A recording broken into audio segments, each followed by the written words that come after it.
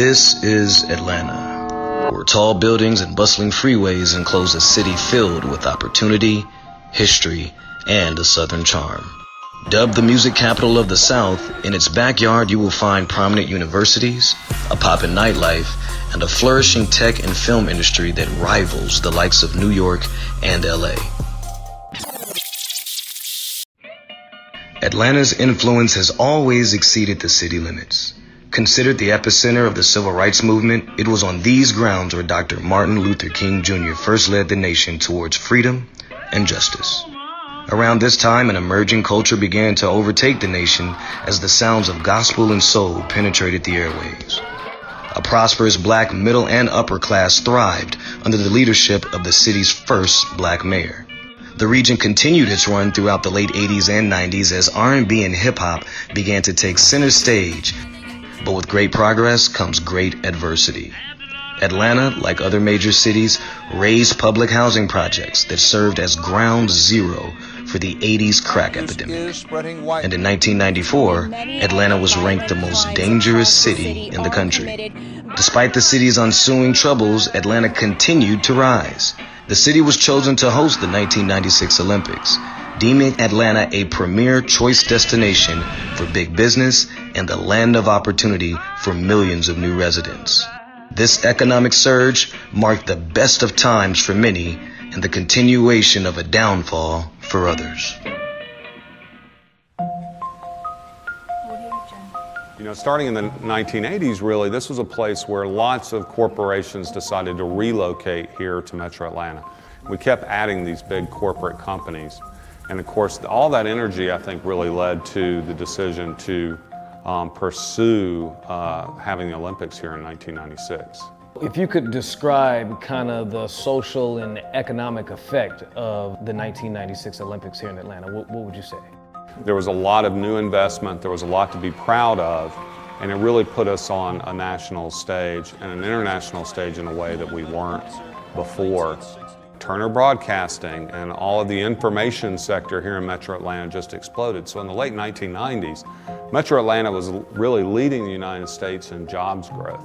Why does it kind of have that stigmatism that it really didn't impact or help the poor communities here in Atlanta? Why is that? The federal government was going to start programs to help rebuild the public housing across the United States. Those programs specifically were centered around one called Hope 6.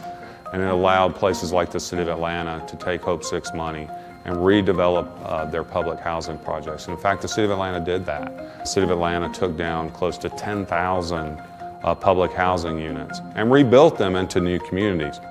For Metro Atlanta, like many other metropolitan areas, our lowest income communities are dominated by people of color.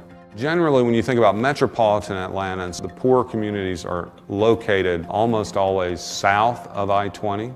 Most of the jobs are located on the north side. Most of the people actually live on the north side. Only 4% of children living in a high poverty neighborhood are likely to get out of poverty. So that idea of the old railroad tracks or some dividing line like I-20 is still very much there in Metro Atlanta. And it impacts the quality of the neighborhood experience, crime rates, and of course educational performance, because you now have more than ever poor people concentrated in ways that they wouldn't have been 25 or 50 years ago. My goal is to by hook or by crook, by any means necessary, to make well over $10 million in the next 10 years. You got me? Right? My grandparents were never millionaires, but they were rich. You know why? Because they owned the home we lived in, they owned the extra home on Fairlane, they rented out that home, and they both had jobs. My grandmother was educated and a nurse. My grandfather drove dump trucks and had trade skills, so he was never without money. So the Olympics comes here to Atlanta. A lot of things change for Atlanta. Who benefited from the Olympics coming Rich people. People who were rich, people who are economically powerful and politically connected benefited. Absolutely they did. Who definitely did not benefit were people who lived under federal government housing. meaning East Lake Meadows, different housing projects, because those projects closed. And when those projects closed, those people were sent out to places like Riverdale, Southeast, and things of that nature, and then MARTA lines were cut, which essentially left those people on economic islands of poverty. And you saw crime rate raise in places like Clayton County, because all of a sudden you have people that are out here that are poor, and now they don't have access to even get back in the city. So as beautiful as the Olympics was, as cool as Sparky was, and it was great to see Muhammad Ali in person, it has been an absolutely terrible experience in terms of jail sentencing that happened around nonviolent drug offenses, things that would have gotten you 5 years, got you 20 all of a sudden. Some brothers are still just coming home from that. It pushed poor people out of the city, and I never understood it because our city has been a Democratic enclave forever, and essentially they put their voter base out in Clayton and places like Riverdale, cut them off, and now they're trying to fight to win elections. So, but we got a lot of cool buildings and stuff that people can't live in, and that rich people do profit from. While in recent years, Atlanta has experienced a boom in population and substantial economic growth, the city's high violent crime rate continues to detract from the quality of life most locals would hope for. 22.4% of Atlanta's residents live below the poverty line, which some would argue equates to the more than 1,084 violent crimes reported per 100,000 residents in 2016, nearly 3 times the national violent crime rate. Officials believe that at the heart of this violence are its gangs, with more than 50% of Atlanta's violent crimes reported as being gang-related in 2017. The Georgia Bureau of Investigation says almost 200 operate in the area today, more than double that versus 2013. The same forces that make gangs attractive to the West Coast and Southside Chicago youth are now also at play in the New South. West Side Atlanta. It's a Saturday morning, and while most people are working 9 to 5s, out shopping, or attending local events with family and friends, Bloody E is preparing to do what he does on a daily basis: hustle. Just waking up. For how you start my day. First blunt of the day. Plays, calling. You know how that go. A normal day, I don't think I have normal days. You never know what it's gonna be like. You never know what you're walking out that door to. What's the motivation behind it? I hustle for my family. I got children I gotta feed. They depend on me. I got 5 children. Oh, I signed up for this shit. Big difference. Nobody will never understand it. I didn't do it for fame, no clout, you know. I don't do this cause I want to. I do it cause I got to. Like it's a difference in all of it. So me waking up knowing, okay, I'm making plays, you know, doing this and that and making a little money. It ain't never enough, but I gotta do that cause people depend on me. I got children to feed. You know how that go. I'm a Jordan fan because, you know, when I was young, a lot of people couldn't buy me joints. They couldn't afford these shoes.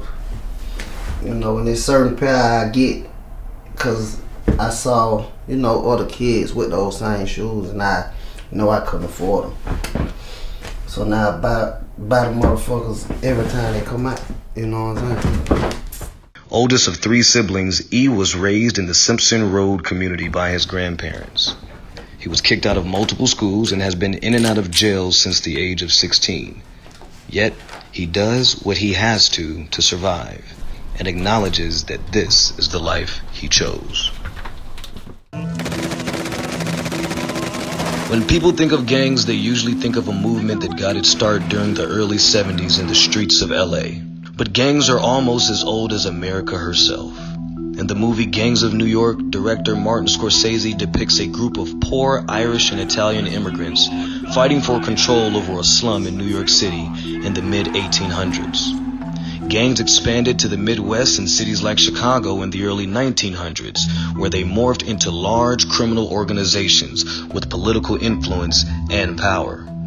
As gang culture spread to the West Coast in the 1930s, unlike Midwest and Northeast gangs that grew out of poverty, they would grow out of ethnic segregation as Mexican immigrants poured into West Coast cities in record numbers. As blacks began to move north during the Great Migration, they were met with violence from gangs of white youth, which they responded by forming their own gangs for self-protection. By the early 70s, black gangs in Los Angeles, known as Bloods and Crips, would form into territorial-based groups, creating the new blueprint for the culture that would spread across the entire country.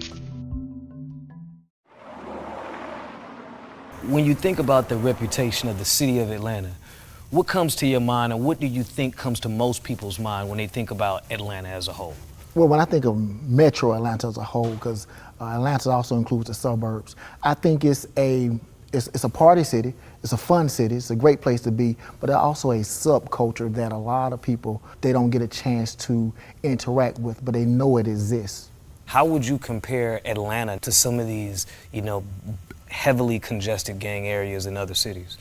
If things don't change, we're about 6 years away, in my opinion, 6 to 10 years away from mimicking those locations. Because Atlanta's the place to be. I can party here all night. I can have a good time. Money is here to make. We got a lot of successful young black entrepreneurs here. It's a lot of victims here.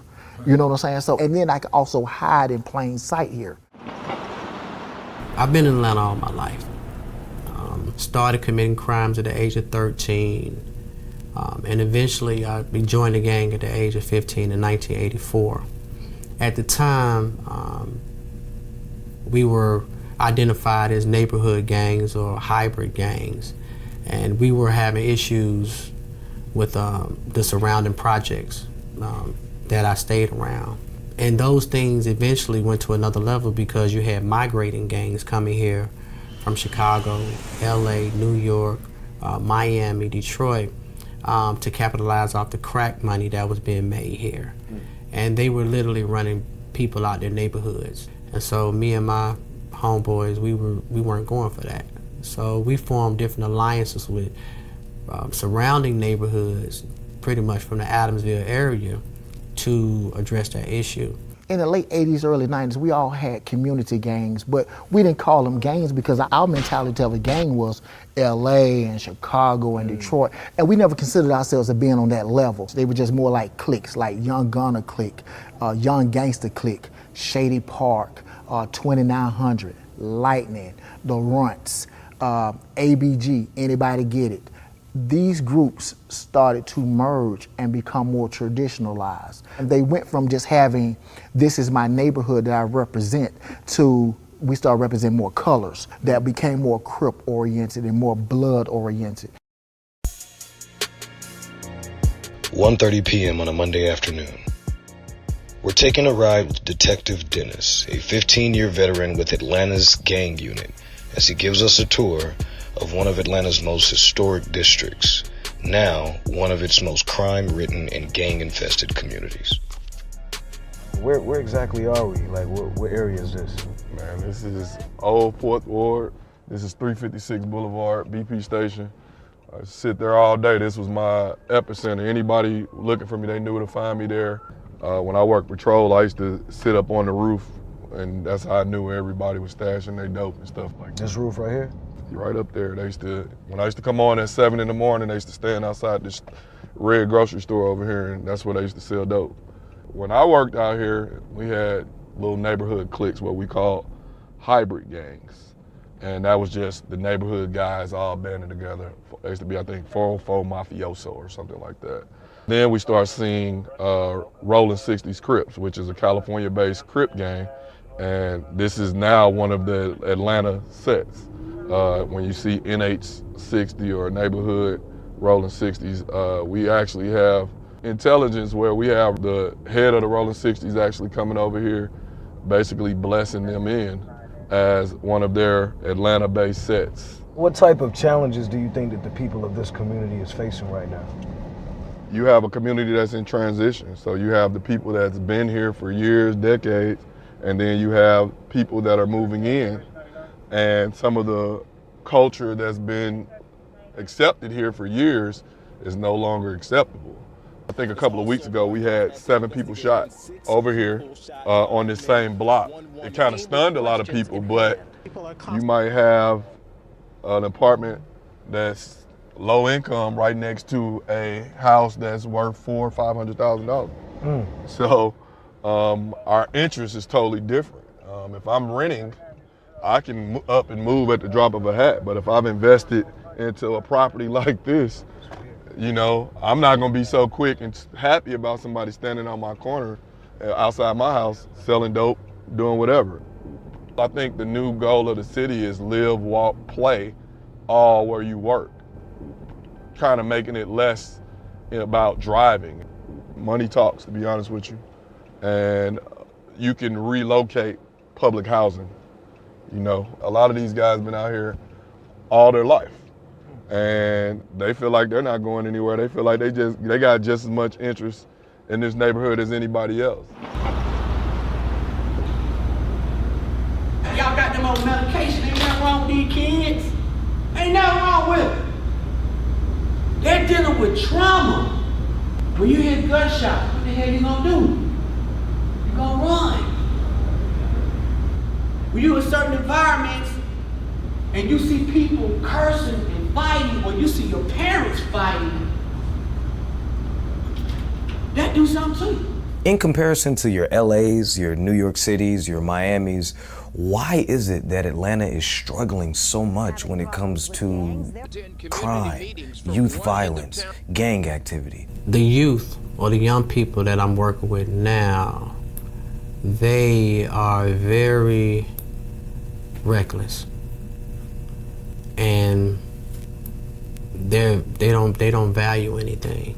You know, their concept of getting money by any means necessary has desensitized them to people altogether, and how they value human life is scary. The people and those criminals from those environments, with them migrating here, they brought that same mentality, that same malice, that same mayhem, that same crime here.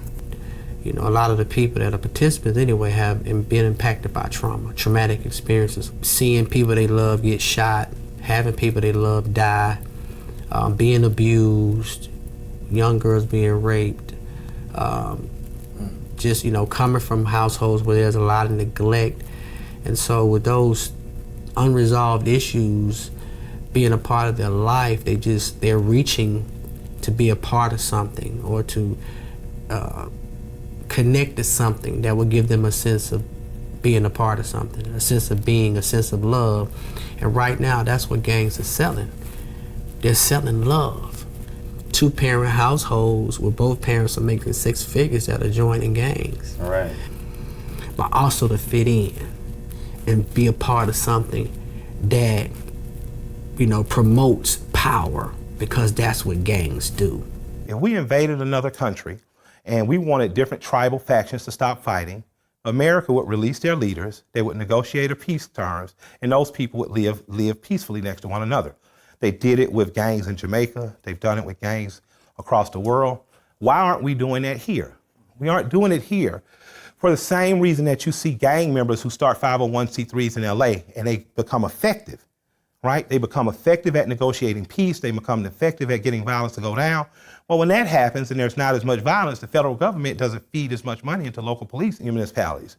When those funds don't come to local municipalities, the 501c3 funding shrink, and then violence peaks back up, then the police get their funding all of a sudden. So we're in a game, and we have to realize that. Gangs are growing because it's financially beneficial for municipalities to lock up gang members. Slavery is not illegal. The 13th Amendment makes a way for slavery. What easier way to allow slavery to happen than to just funnel boys into state prison?